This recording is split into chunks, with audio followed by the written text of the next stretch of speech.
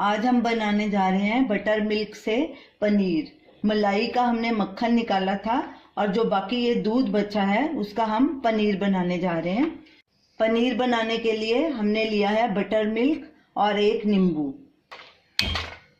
पतीले में दूध डालेंगे, गैस को मीडियम पे रखेंगे और जब दूध में उबाला आ जाएगा तो उसमें नींबू का रस डाल देंगे।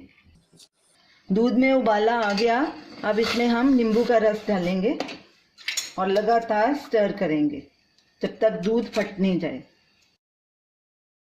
कड़छी लगातार चलानी है। ये देखिए दूध फट गया, पानी अलग हो रहा है।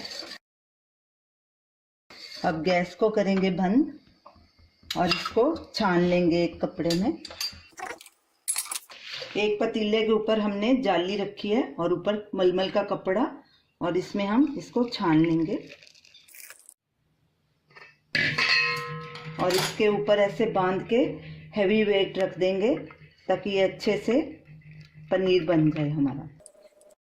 पनीर के ऊपर हमने वजन रख दिया है ताकि ये सेट हो जाए। 1-2 मिनट बाद इसको हम निकाल लेंगे।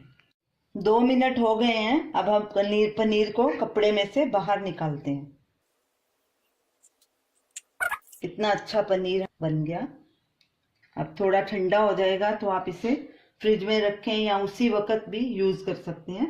और कितना सॉफ्ट पनीर हमारा बना है। इस तरह आप बटर मिल्क से पनीर बना सकते हैं।